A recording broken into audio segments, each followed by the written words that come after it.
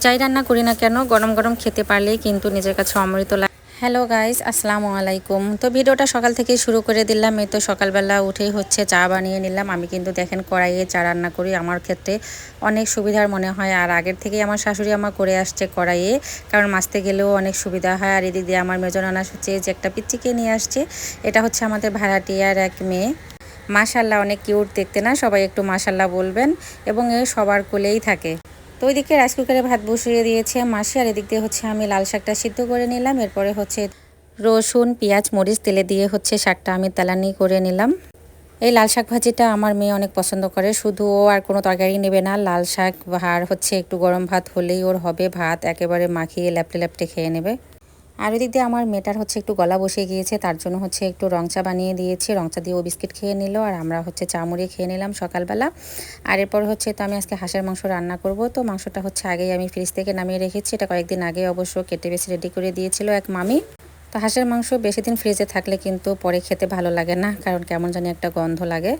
আর যে কোনো মাছ মাংস হোক টাটকা টাটকা রান্না করে খেলে এর স্বাদটা কিন্তু দ্বিগুণ পাওয়া যায়। আর এদিক দিয়ে হচ্ছে আমার লাল শাক ভাজিটা হয়ে গেল, নামিয়ে ফেললাম।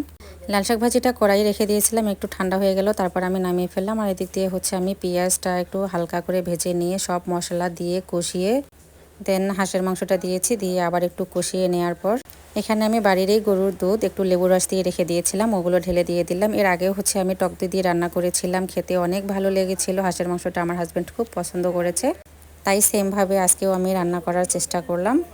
আর গতকালকে আমি শোলকা রান্না করেছিলাম যেই কচুর পাতা দিয়ে, তো সেই কচুর ডাটাগুলো ছিল, তো এই ডাটাগুলো আমি নষ্ট করব না, এই জন্য ডাটাগুলো দিয়ে আজকে একটা মজাদার রান্না করে ফেললাম। সবাই কিন্তু চেটে পুটে খেয়েছিল, ওদের কাছে নাকি অনেক অনেক ভালো লেগেছে। বিশেষ করে আমার শাশুড়ি আমার হাজব্যান্ড অনেক পছন্দ করেছে আমার এই রান্নাটা, মানে হাঁসের মাংসের তুলনায় ওরা শুটকিটা অনেক পছন্দ করেছে। তো শুটকিটা আগে ভেজে নেওয়ার পরে ওখানে হচ্ছে তেলের মধ্যে আমি রসুন মরিচ পেঁয়াজ দিয়ে একটু কষিয়ে নেওয়ার পর এগুলো কিন্তু উঠিয়ে রেখেছি লবণ হলুদ ছাড়াই। এরপরে হচ্ছে কাঁঠালের বিচি আর আলু দিয়ে একটু ভাপ দিয়ে নিয়ে এরপরে হচ্ছে কিন্তু আমি কচুগুলো দিয়ে দিলাম, কারণ কচু ডাঁটা সিদ্ধ হতে একদমই সময় লাগে না। কাঁঠালের বিচি আর আলু সিদ্ধ হতে সময় লাগে, তাই ওগুলো আগে একটু সিদ্ধ করে নিয়েছি। আর এদিক দিয়ে সামান্য পরিমাণে লেবু রস দিয়ে দিলাম। এগুলো হচ্ছে কচু কিন্তু অনেক সময় মুখে ধরে, তাহলে লেবু রসটা দিলে কিন্তু আর মুখে ধরার কোনো চান্স নেই।